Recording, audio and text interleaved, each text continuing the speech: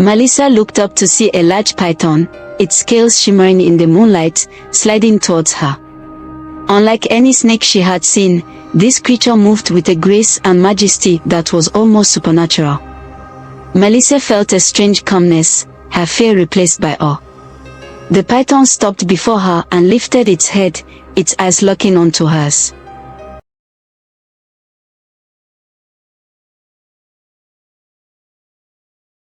In a land where the sun kissed the earth with its golden rays, and the rivers flowed like lifeblood through the veins of the land, there existed two mighty kingdoms. To the north lay the Kingdom of Valor, a land of warriors and iron, where strength and honor were the highest virtues. King Clarius, the ruler of Valor, was a man of formidable presence, his body bearing the marks of countless battles. His reputation as a fierce warrior and a shrewd strategist made him both feared and respected by his people and enemies alike. To the south, nestled among rolling hills and lush forests, was the Kingdom of Serpentine. This land was known for its fertile soil, rich in minerals and resources. It was a place of beauty and mystery, ruled by the woman king, Queen Melissa. Unlike the leaders who came before her, Melissa was celebrated not just for her lineage but for her intelligence, compassion, and unyielding spirit. Her people loved her, not out of fear, but because she embodied the ideals of wisdom and strength. For years, these two kingdoms coexisted, their boundaries respected, and their cultures thriving. But peace is a fragile thing, easily shattered by ambition and the desire for power. King Clarius, seeing the prosperity of Serpentine, was gripped by a desire to conquer it, believing that under his rule, the combined kingdoms would be invincible. The first signs of trouble came as rumors. Traders and travelers spoke of the northern armies massing, of weapons being forged, and of King Clarius's intention to expand his empire.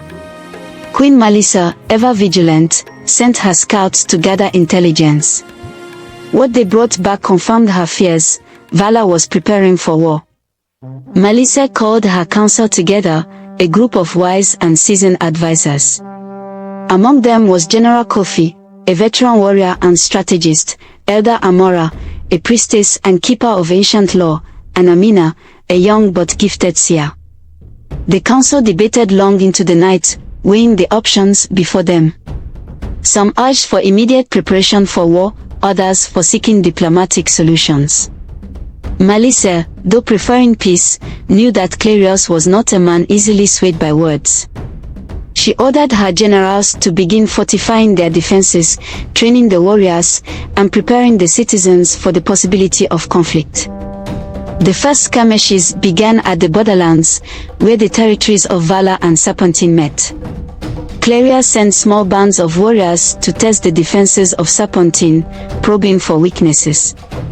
Melissa's forces, led by General Kofi, met these incursions with fierce resistance.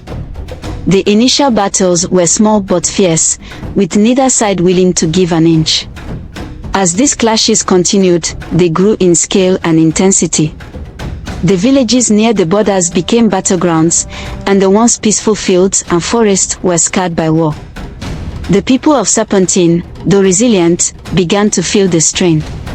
Crops were destroyed, trade was disrupted, and fear began to spread. The war dragged on, with no decisive victory for either side. King Clarius, despite his superior numbers and resources, found the terrain of Serpentine difficult to navigate.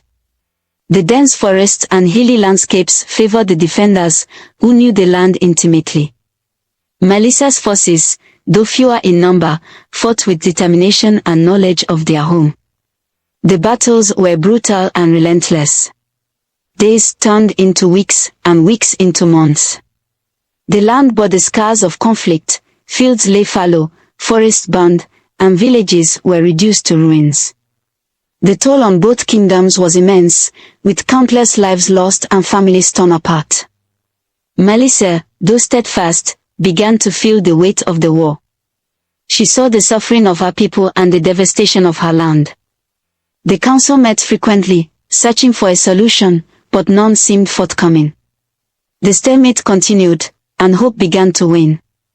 One evening, After a particularly brutal battle near the river of Eldra, where many lives were lost, Melissa retreated to the sanctuary of the ancient grove, a place of spiritual significance. It was said that the spirits of the ancestors resided there, and many came to seek guidance and solace. In the quiet of the grove, under the canopy of ancient trees, Melissa prayed. She prayed for her people, for an end to the bloodshed, and for the wisdom to find a way to save her kingdom. As she knelt in the sacred circle, tears fell from her eyes, mingling with the earth. She felt alone and overwhelmed, the weight of the kingdom pressing down on her shoulders. As she prayed, a soft rustling came from the bushes nearby. Melissa looked up to see a large python, its scales shimmering in the moonlight, sliding towards her.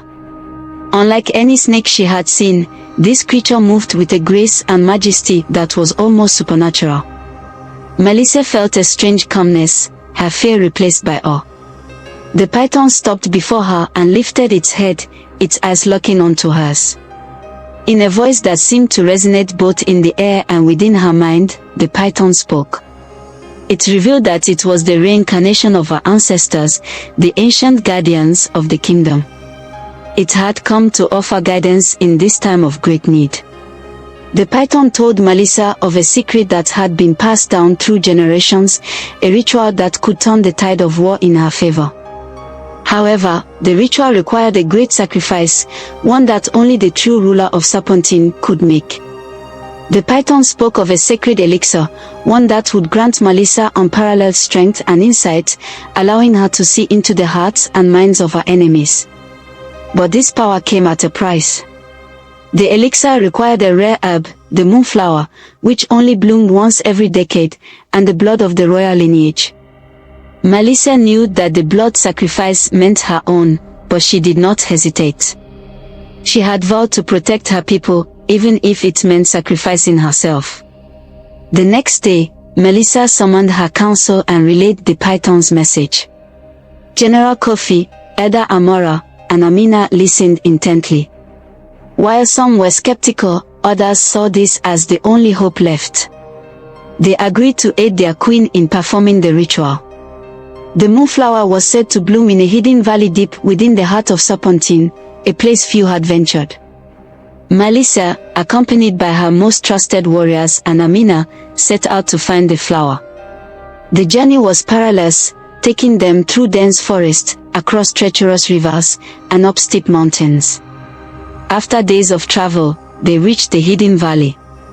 Under the light of the full moon, the moonflowers bloomed, their petals glowing with an ethereal light. Amina, using her knowledge of herbs and potions, carefully harvested the flowers, ensuring they remained potent. Back in the capital, the council prepared for the ritual. The moonflowers were ground into a fine powder, mixed with other rare ingredients, and infused with sacred oils. The final component, Melissa's blood, was needed to complete the elixir. In the sacred grove, under the watchful eyes of her ancestors and her council, Melissa made the ultimate sacrifice. As the elixir was prepared, she cut her palm, letting her blood mix with the potion. As the elixir was completed, Melissa felt a surge of energy, unlike anything she had ever experienced. Her senses heightened, her mind clear, she felt a new strength coursing through her veins. With her newfound power, Melissa returned to the battlefield. The warriors of Serpentine, inspired by the queen's courage and the rumors of her new abilities, fought with renewed fervor. Melissa led her forces with a precision and foresight that seemed almost supernatural. She could anticipate Clarius's moves, countering his strategies before they could be fully realized. The battles became a series of victories for Serpentine. Melissa's forces pushed back the invaders, reclaiming lost territory and liberating occupied villages. The people of Valor, though formidable, found themselves outmatched by the seemingly omniscient queen. King Clarius, seeing his forces falter, grew desperate. He launched one final, massive assault, hoping to break Serpentine's defenses and capture Melissa. The battle that ensued was the fiercest yet, a clash of titans that would decide the fate of both kingdoms. The battlefield was a chaotic tapestry of clashing swords, flying arrows, and the shouts of warriors. In the midst of the chaos, Melissa and Clarius finally came face to face. Clarius, towering and armored, wielded a massive sword. Melissa, though smaller in stature, radiated an aura of confidence and power. The duel was intense, each blow resonating with the clash of steel. Clarius fought with the strength of desperation, knowing that this battle would determine the future of his kingdom. Melissa, guided by her newfound abilities, moved with grace and precision, her strikes calculated and deadly. As the battle raged, Melissa's forces gained the upper hand, driving Clarius's warriors back. In a final, decisive move, Melissa disarmed Clarius, her sword at his throat. Clarius, exhausted and defeated, fell to his knees. The war was over, Serpentine had prevailed. With Clarius's surrender, the two kingdoms faced the daunting task of rebuilding. Peace was once again returned to the Kingdom of Serpentine, and they collectively rebuilt their kingdom again.